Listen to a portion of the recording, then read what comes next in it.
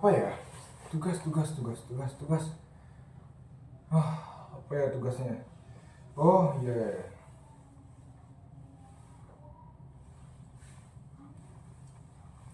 Motherboard gitu. Coba aku buka.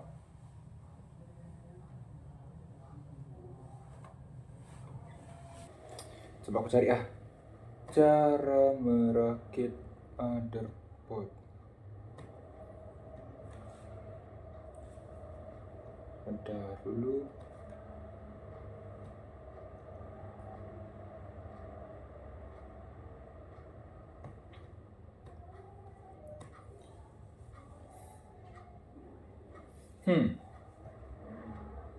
Coba aku lihat dulu. Cara merakit motherboard. Oke.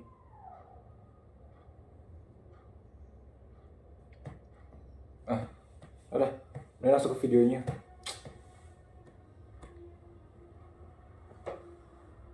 Meanwhile,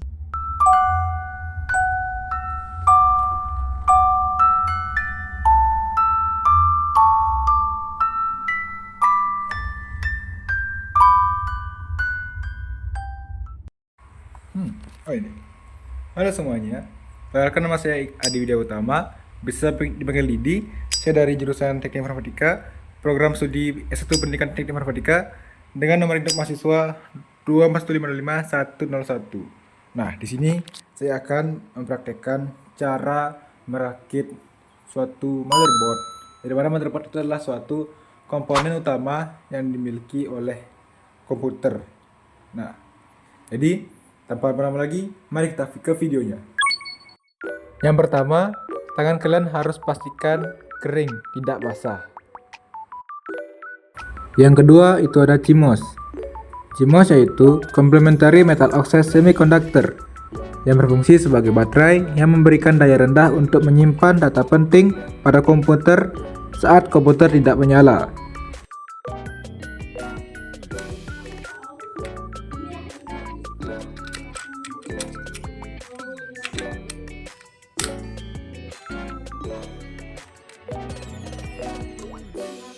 Nah, selanjutnya ada mikroprosesor, yang dimana merupakan elemen yang paling penting dalam sebuah sistem komputer karena berperan layaknya pada otak manusia, namun perumpamaan ini tidak sepenuhnya tepat.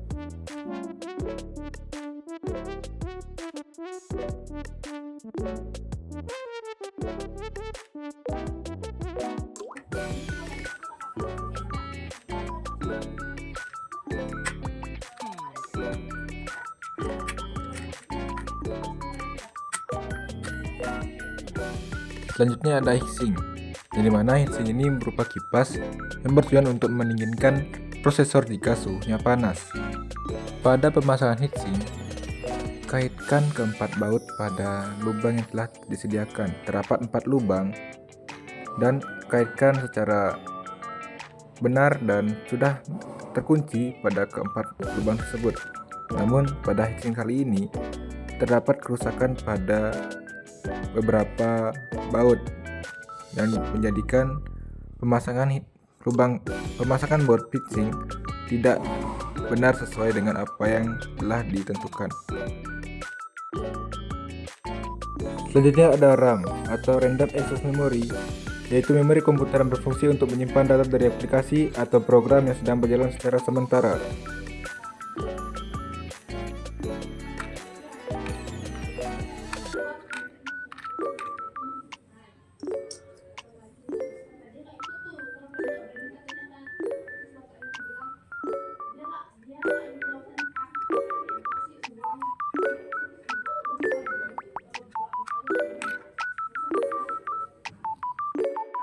Selanjutnya ada WiFi antena, yaitu komponen yang memungkinkan konektivitas nirkabel wireless untuk perangkat komputer. Nah, antena ini digunakan untuk menangkap sinyal WiFi dari router atau access point dan mengirimkan data dari komputer ke jaringan. Selanjutnya ada ROM atau Read Only Memory, di mana komponen dari komputer yang digunakan untuk menyimpan data secara permanen. ROM juga biasanya digunakan untuk menyimpan firmware atau instruksi penting yang diperlukan untuk menjalankan perangkat keras komputer. Lalu juga ada kabel SATA atau serial ATA, yaitu kabel digunakan untuk menghubungkan perangkat penyimpanan seperti hard disk drive. Bisa juga digunakan untuk menyediakan daya ke perangkat penyimpanan. Lalu ada DVD RW, yaitu perangkat kelas yang berguna untuk memutar DVD. Nah, menariknya, tidak hanya DVD saja, tetapi CD juga bisa diputar di DVD ini. Pemasangan pada DVD ini dilalui dengan pemasangan kabel floppy, yang dimana dipasang di tempat yang sudah berada di DVD RW. Lalu, bagian yang lain dimasukkan pada slot yang sudah tertata di motherboard.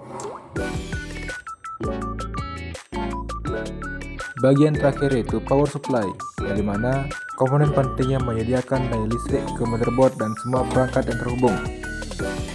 Power supply memastikan bahwa perangkat keras mendapatkan daya dengan tegangan yang stabil untuk bekerja dengan lebih baik. Pemasangan kabel pada power supply yaitu terdapat kabel yang terhubung dengan hard disk. Lalu pasangkanlah kabel itu ke hard disk yang telah berada di samping motherboard.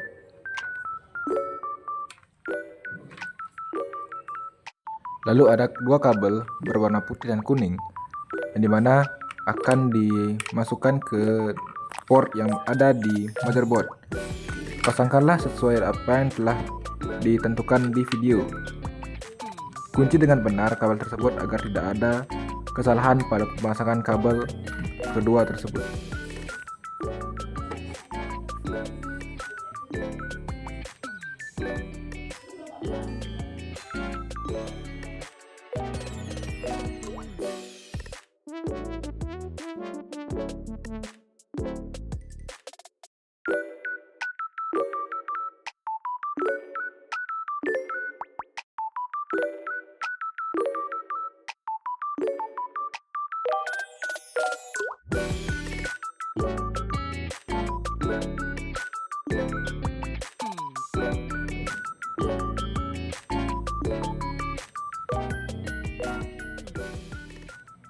Five years later.